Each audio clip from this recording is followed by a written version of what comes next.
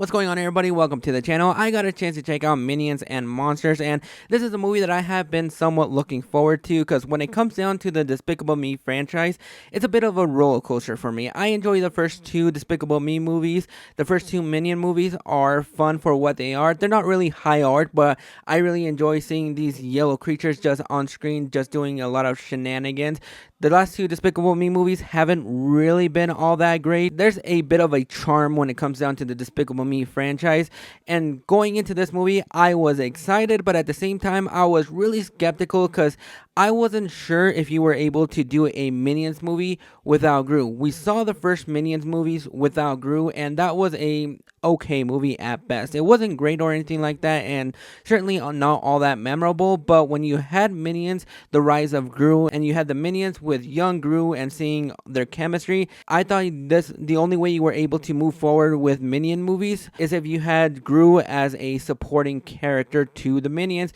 But surprisingly, Minions and Monsters is a lot more charming than I thought it was going to be. You have the Minions kind of taking over old Hollywood, and they want to make their own monster movies, but since they don't really have the resources in order for them to really come up with a monster movie, they conjure up a monster in order for them to make their monster movies.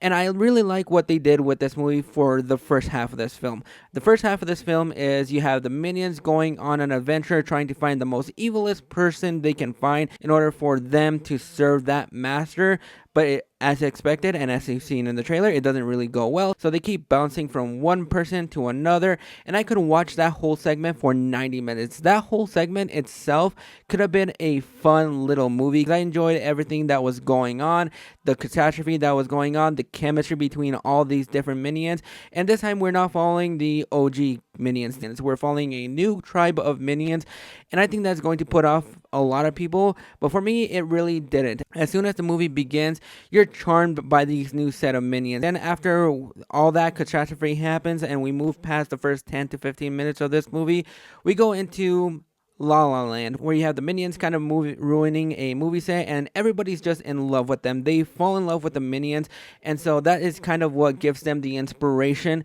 for them to make their own monster movies, because everybody loves them, but then things go, as you expect, horribly wrong, and that's how they come up with the way of making their own movies in order for them to make it big in Hollywood and have a name for themselves. And I really enjoyed seeing how this movie pays tribute to old Hollywood.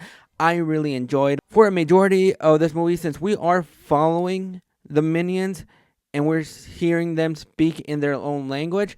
I think I've gotten to the point where I can kind of navigate a little bit of what they're saying and their dialogue, just the way that they're communicating. I was able to follow along just fine. I'm not sure if a lot of people were, but the way that the minions interact, the chaos they create, I thought was fun. We also have this side story with a couple of the other minions and a new character named Dort, voiced by Jesse Eisenberg. And I'm going to be extremely nice when it comes down to this casting because I do enjoy Jesse Eisenberg on screen. I do think he is a welcoming presence. Yeah, he has his moments, but overall, I really do enjoy him. But this is probably one of the more pointless castings, since either Donald Glover as Yoshi in Super Mario Galaxy or Becky G in Blue Beetle, because for the majority of this movie, well, throughout the entire movie that he's on screen, his voice is pretty much robotic, so you can barely tell it's Jesse Eisenberg. The only way you're able to tell that is just by his mannerisms,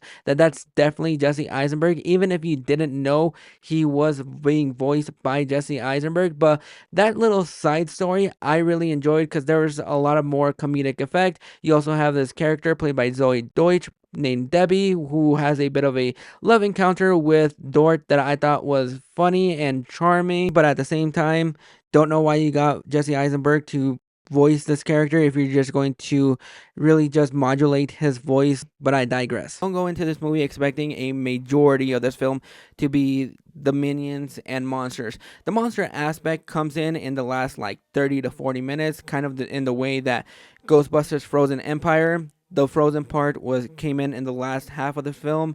The SpongeBob Sponge Out of Water, the sponge out of water came in the last 30 minutes of the movie.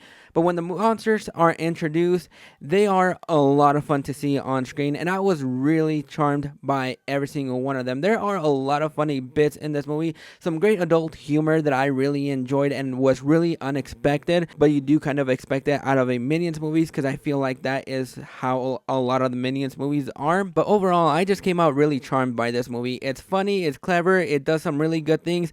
Is it the perfect movie of the year? Absolutely not. But if you just want to shut off your brain for 90 minutes, you can't go wrong with Minions and Monsters. This movie has way more charm than I was expecting. It had a lot more humor than I was expecting, and I just really enjoyed how this movie paid tribute to old Hollywood. But those are my thoughts on Minions and Monsters. Let me know down in the comments if you guys have checked it out, or if you're not planning on checking this film out. Go ahead and drop your thoughts in the comments below, and let me know what is your favorite in the Despicable Me franchise.